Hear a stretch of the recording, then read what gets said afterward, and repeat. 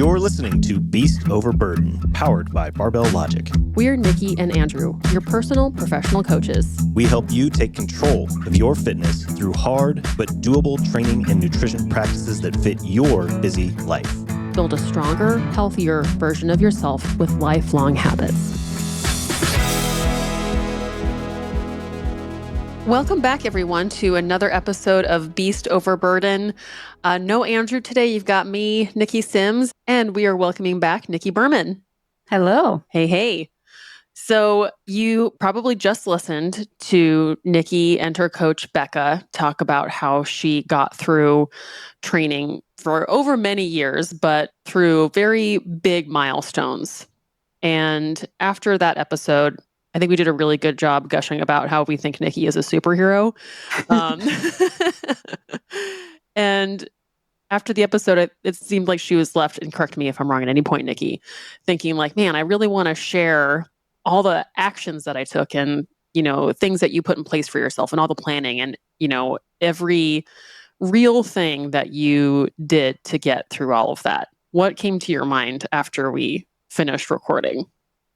Yeah, so I felt like I loved how we ended because I could preach all day long about how I want females to try strength training and like fully experience what they're capable of. But I also felt like the conversation up to that point, I feel like I missed a lot of the prep work I did up to this point. The last thing I want to do is discourage someone from trying because they're like, oh, I'm never going to get to that level, or that's so far away from where I am now. I wanted to make it feel more realistic that you can get to that point and that I'm human too and that I struggle, I promise. You are such a planner, but you also have to plan for things just throwing off all of your plans. Yes. And so it wasn't just by a whim that you got through all this. There was a lot of things that you had to put into place. Yeah, I did not just wake up one day and be the person that never misses workouts. It takes a lot of prep work to get to that point. Yeah. What kind of prep work? Yeah, so I think that just visualizing where I picture myself years down the road, and we have these conversations with clients too, because if you have a visualization in your head that you're working towards or that goal that you visualize, you can actually get the same kind of emotional response. Like if you visualize hitting that goal or getting to that place you want to be, you could actually get the same response as actually completing it. So it could really help you stick to those habits along the way. If it feels so far-fetched or too far away, just those little habits that you complete along the way matter, and they each build on each other to get to this big picture.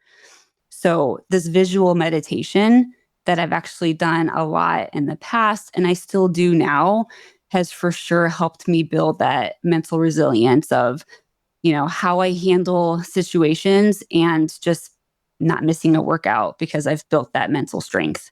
Give me some example of what your, like 2 years ago or something, 1 year ago, what was one of your visualizations?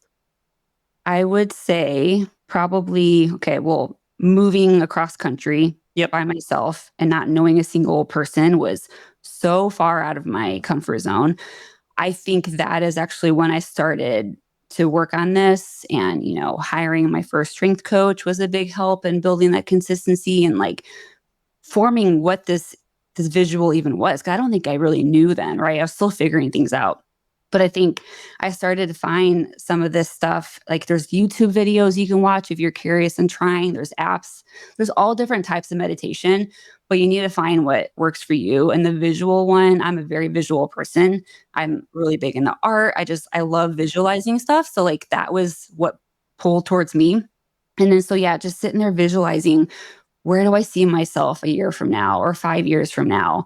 And trying to just figure out this path that I was on and figuring out where I wanted to be or how I wanted to feel.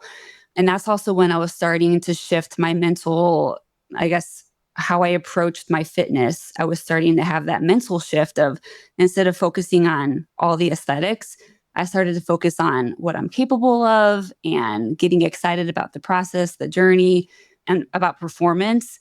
Studies show that women who have that mental shift are more likely to stick to their programming and show up every day. So, the aesthetics piece, that's a fun, positive side effect. But like, I think all that visual meditation all pulled into that and they all tie to each other and those built on each other to where I am now for sure. I imagine journaling is a method people can use because, like you said, you're so visual. Was that maybe sitting with your eyes closed and imagining your day, how you're moving through the world? I'm so curious what it looked like in your head.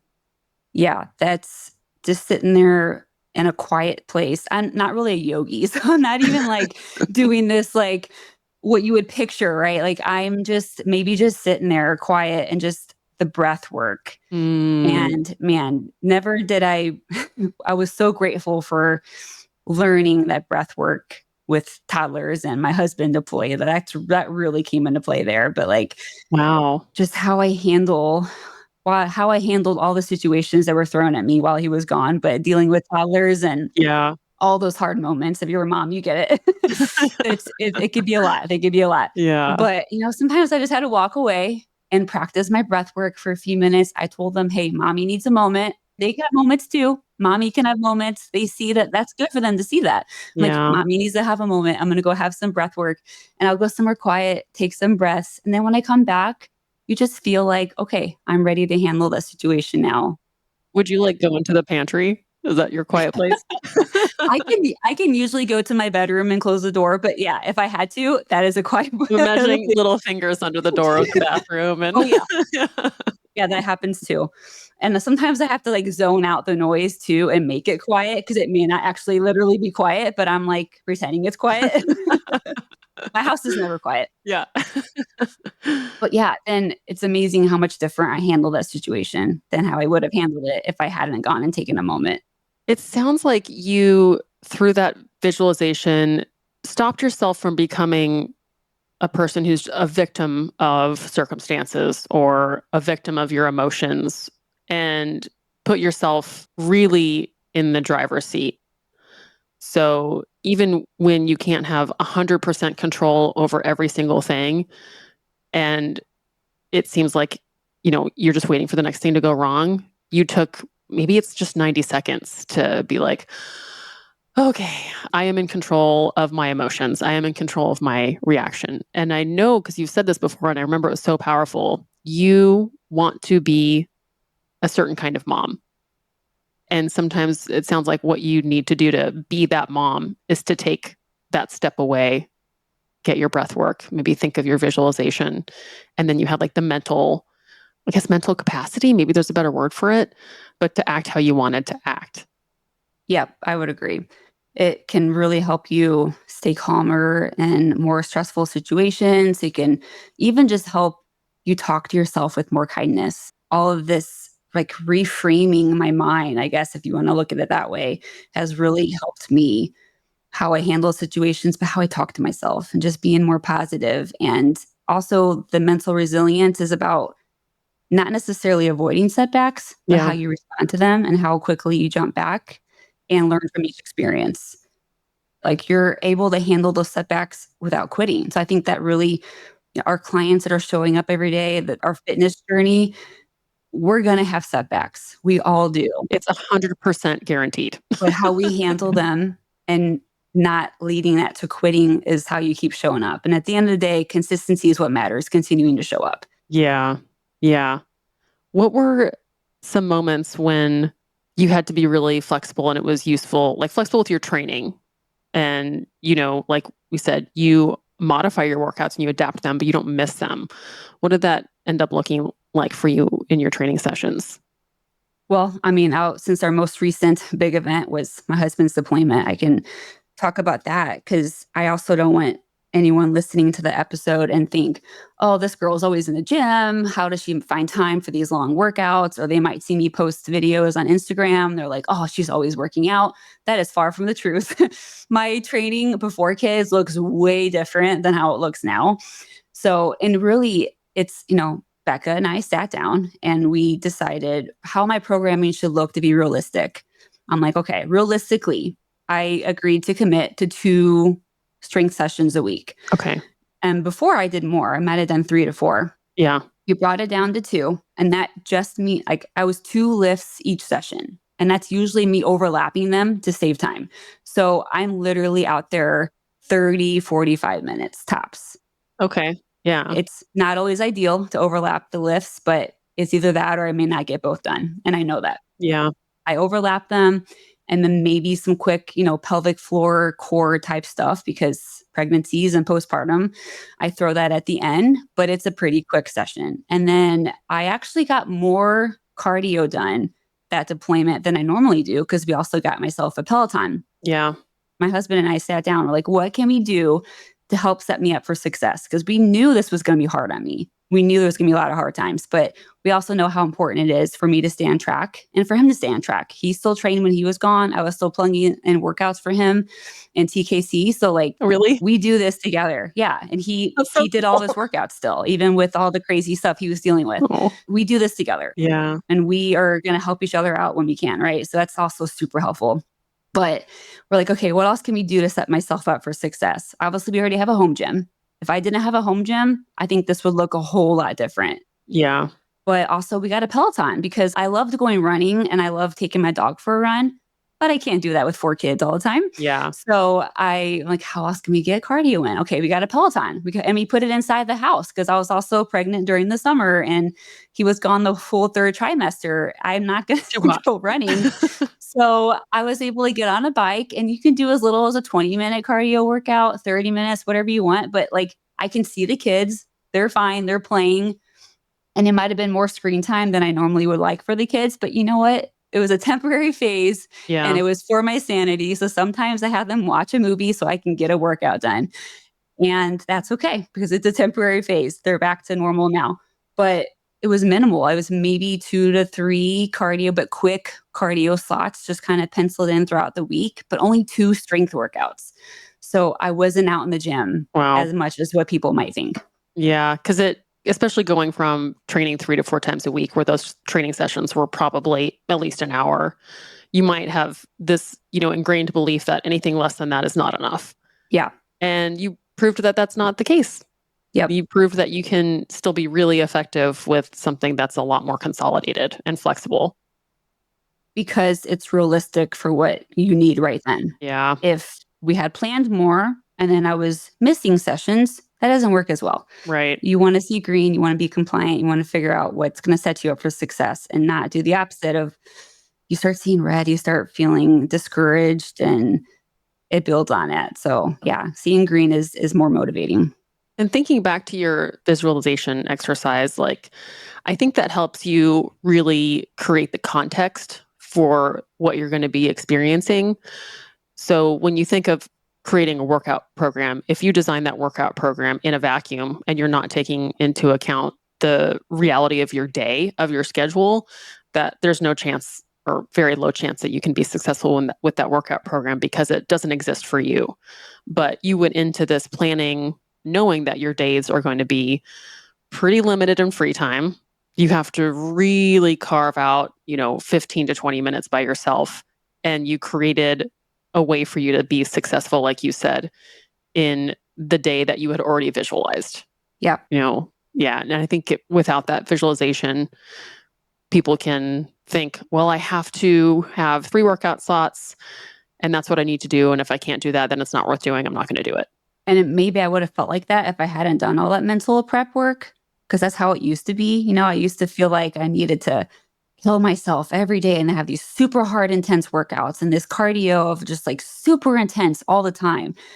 I would crash and burn if I did that now. I would not have the energy for that at all. Yeah. So I'm so glad that I've shifted from that mentality, doing it more sometimes less is better. I mean, at the end of the day, I want to feel more energy leaving the gym than feeling like I have less. I can't handle the kids then if I'm leaving having less energy. The longer I coach, the more it keeps getting reinforced that less is often better. Yeah. Yeah. And there are just times in our lives where more feels really good. You're just like, I'm ready for more. Give me more. Cool. Exactly. But coaching professionals and people with families, I think those phases in our head exist for really long periods of time. But in reality, it's maybe 3 weeks at a time, a couple times a year. Yeah. The rest is rolling with life. Yep. We just always seem to remember those times when everything is aligning. Exactly. And life goes through these ups and downs, these waves. Training's going to go through those waves. And what's important to you back then is going to probably change. Like what's important to me now is way different. That's a big one. You have to keep kind of maybe revisiting, like, why am I doing this? What's my emotional reason of why I'm doing this? Because your why is going to change. I'm just today, the coolest thing, my husband was fixing the couch, which involved him picking up a slab and he was like doing something with the hook underneath.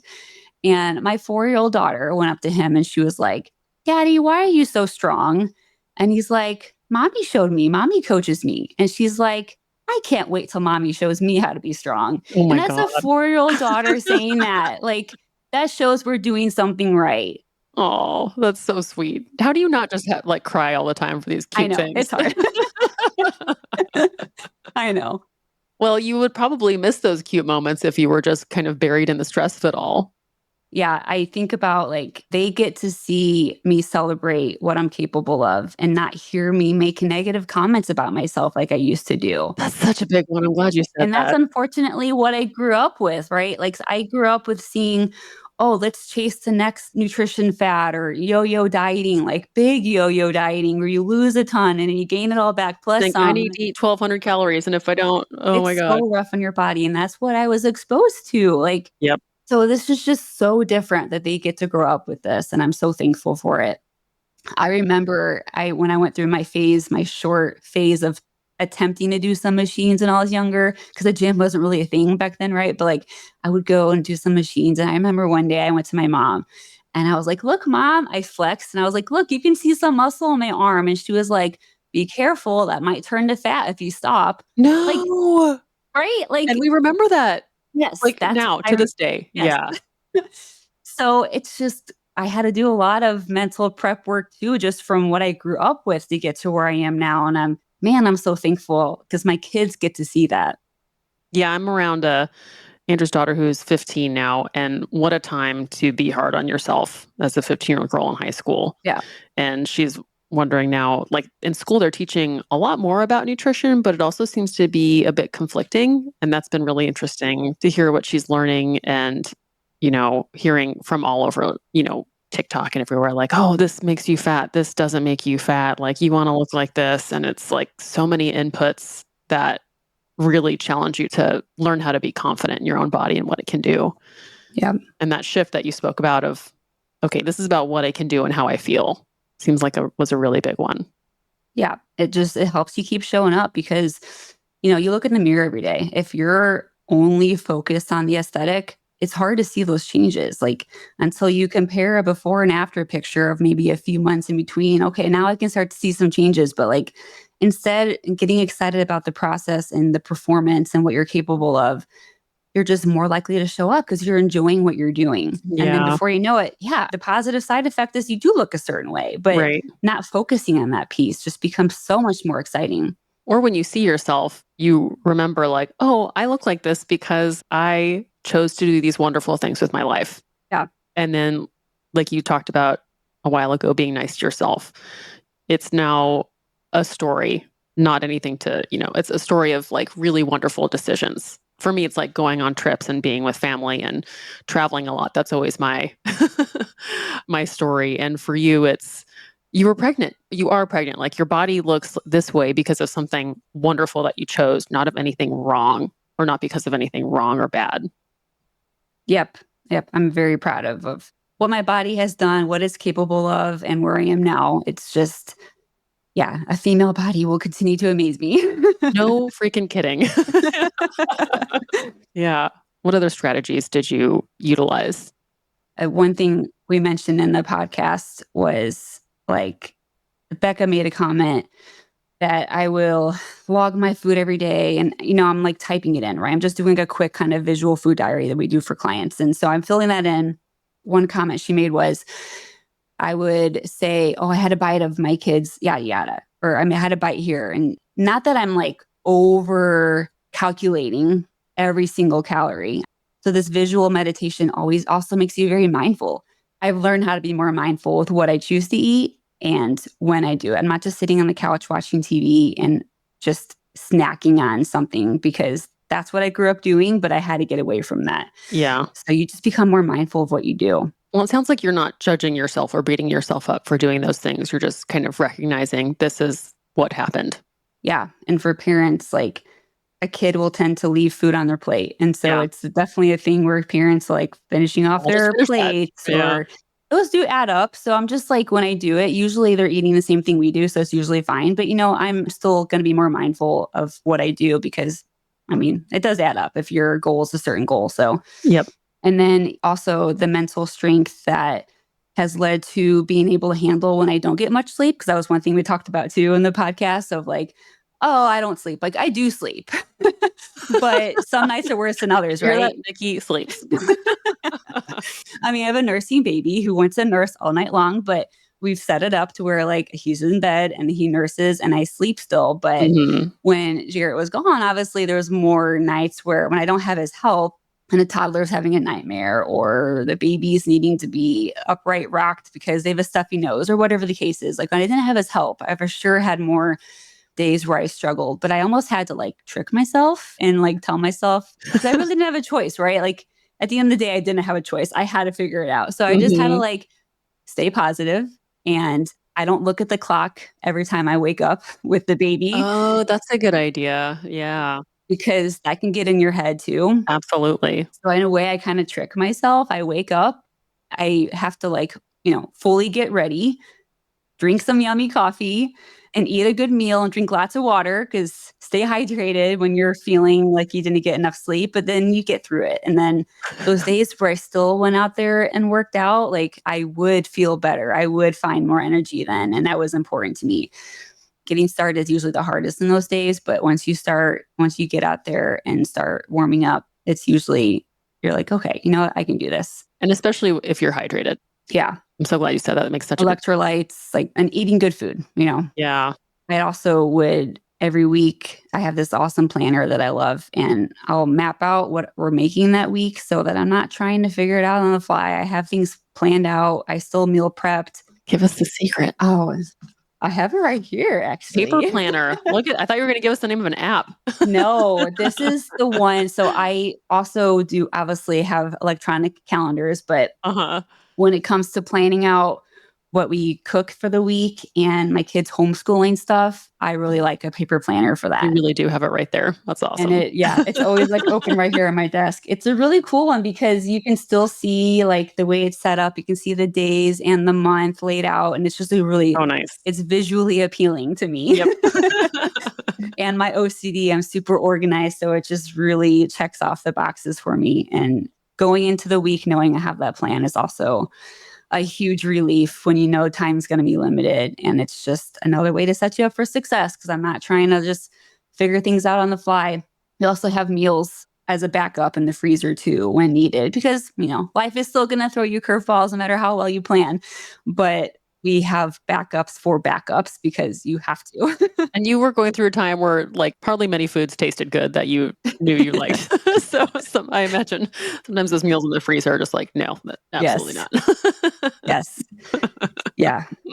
Chicken was no good while pregnant. Oh, bummer. Such a great protein bomb. Or coffee, why do that to me? Wow. How would you trick yourself without coffee? Would you have tea? Yeah. Tea and lots of water. Actually, that was my coconut water phase too. Oh, that's right. Which still has calories last time. Yes. What other nuggets have you thought of that can help us all? I think between both episodes, that was the majority and stuff that I thought of afterwards that I wanted to make note of. Yeah.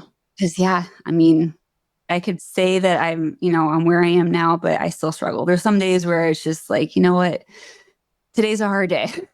But it's being able to stay positive and, again, kind of trick yourself when you need to. But, like, you got to do it. Like, I know that I have to do it.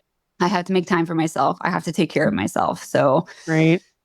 And usually those no sleep phases are just phases. And You're going to get through it. Right now, we're in a phase of transitioning my 2-year-old to a big girl bed. So there's yet another phase that we are going through that's kind of interrupting our sleep a little bit. But you know what?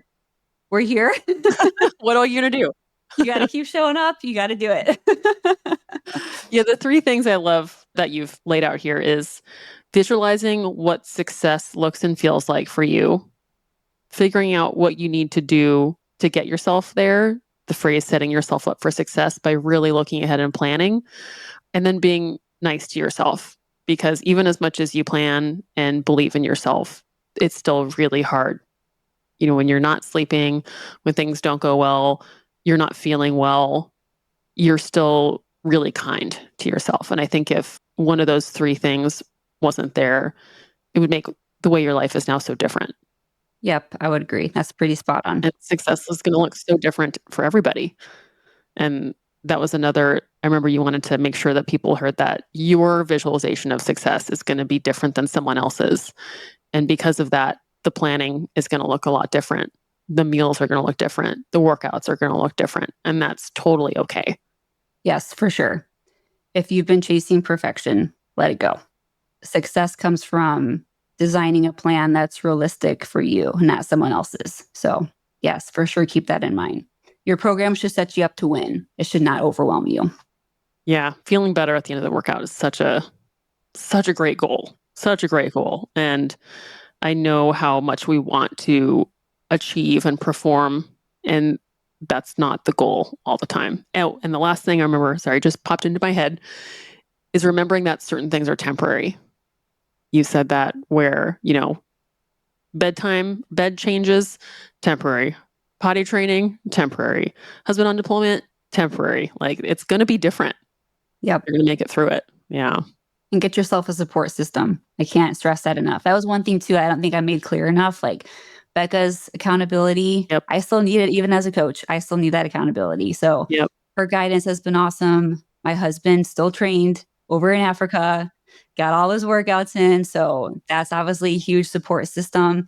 But yeah, figure out ways to set you up for success. You have less barriers, like the home gym, the simple thing of like getting a Peloton in your house. I mean, love that. Those little things for sure help. Yeah. Like make it easy for yourself to feel good, even though you're not going to feel good all the time. Exactly. Yeah. Awesome. Anything else? I think that covers it. I love it. Well, there's going to be an article that Nikki wrote to supplement this episode.